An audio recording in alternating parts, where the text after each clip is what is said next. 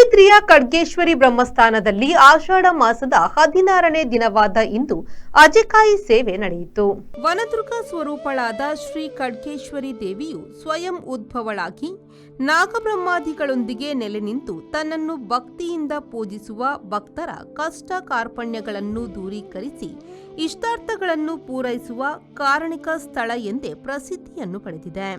ಈ ಸಾನ್ನಿಧ್ಯದಲ್ಲಿ ಇತರ ದೇವಾಲಯಗಳಂತೆ ಗರ್ಭಗುಡಿ ಗೋಪುರವಿಲ್ಲ. ಇಲ್ಲಿರುವ ಮರ ಬಂಡೆಗಳಿಂದ ಕೂಡಿದ ಬಯಲು ಆಲಯವೇ ದೇವಾಲಯ, ಮರಳೆ ಪ್ರಸಾದ.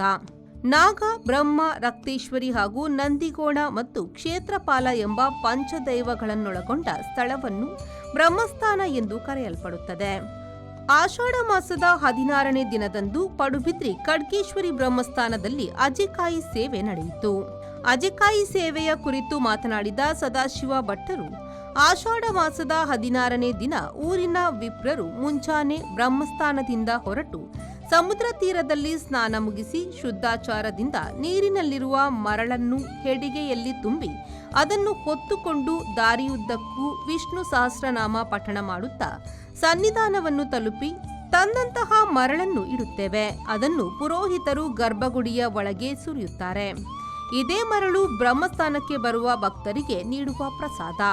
ಹಾಗೂ ಇಂದು ಅಜೆಕಾಯಿ ಸೇವೆ ನಡೆಯುತ್ತದೆ ಎಂದರು. ಹೋಗುವುದೊಂದು ಎಂಬ ಒಂದು ವಿಶೇಷ ದಿನ.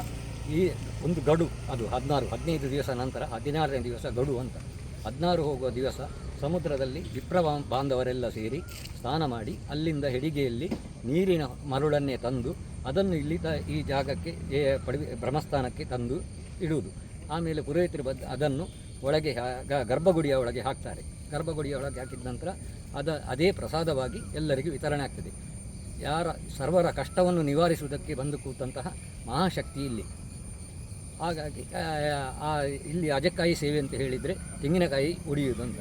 ತೆಂಗಿನಕಾಯಿ ಒಡೆಯುವುದು ಹೇಳಿದರೆ ಸರ್ವರ ಕಷ್ಟವನ್ನು ಅವರು ಒಂದು ವರ್ಷಕ್ಕೆ ಏನೂ ಅವರಿಗೆ ಯಾವ ರೀತಿಯ ಆಪತ್ತು ಗ್ರಹಚಾರಗಳು ಬರಬಾರದು ಹೇಳಿ ಆ ತೆಂಗಿನಕಾಯಿಯನ್ನು ಪ್ರಾರ್ಥನೆ ಮಾಡಿ ತಂದು ಇಲ್ಲಿ ಹಾಕ್ತಾರೆ. ಅದನ್ನು ಪಾತ್ರೆಗಳ ಮುಖೇನ ಅದು ಆ ಕಲ್ಲಿಗೆ ಹೊಡಿತೇವೆ. ಹೊಡೆದಾದ ನಂತರ ಎಲ್ಲರಿಗೂ ಒಳಗೆ ಹಾಕಿದಂಥ ಆ ಮೃತ್ತಿಕೆಯೇ ಪ್ರಸಾದವಾಗಿ ಎಲ್ಲರಿಗೂ ಕೊಡಲಾಗುತ್ತದೆ ಇಲ್ಲಿ. ಮತ್ತು 2 ವರ್ಷಕ್ಕೊಮ್ಮೆ ಇಲ್ಲಿ ದಕ್ಕಿ ಬಲಿ ಸೇವೆ ಅಂತ ಆಗ್ತದೆ. ಅದು ಹರಕೆ, ಒಂದೊಂದು ದಿವಸಕ್ಕೂ ಒಬ್ಬೊಬ್ಬರದ್ದು ಹರಕೆ. ಸಾಧಾರಣವಾಗಿ ಇಲ್ಲಿ ಇವತ್ತಿನ ದಿವಸ ಸಾಧಾರಣ 15,000 ತೆಂಗಿನಕಾಯಿ ತನಕ ಬರ್ತದೆ ಅಜೆಕಾಯಿಗೆ ಅಂತ. ಆಮೇಲೆ ಹಾಗೆ ಸಿಯಾಳ ಕೂಡ ಹಾಗೆ 4-5 ಸಿಯಾಳ ಎಲ್ಲ ಬರ್ತದೆ ಇಲ್ಲಿ.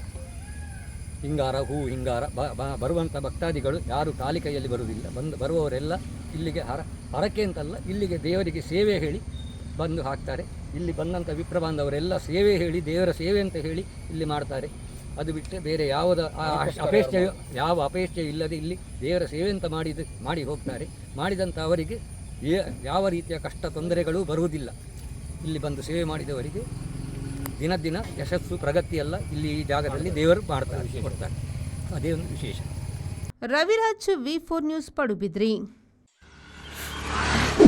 ಬಲೆ ಯಾವ ಲೇಟ್ ಅಲ್ಲಿ పోయి ఈ ఫర్నిచర్ ఇంక మస్తు ఇష్టం నిల్లడిపోతాం పోయి బాబా నేను మస్తు ಖುಷಿ ಆಪುಂಡು ಬಾಬಾ ಕುಲ್ಲೇರ್ನ ಬುಡ್ಸೋದಿಚ್ಚಿಗೆ ಅಂದ್ ಕೈತಲ್ ನಿಲ್ಲೋಡು ಮಾತಾಡಲು ವೀಕಿದ ಫರ್ನಿಚರ್ ಉಂಡು ಈರಿಂಗ್ ದಾಲ್ ತೆತ್ಕೋರ್ಪಿ ನೆಂಜಿ ಪೋಲೇರು ಬೇಬಿ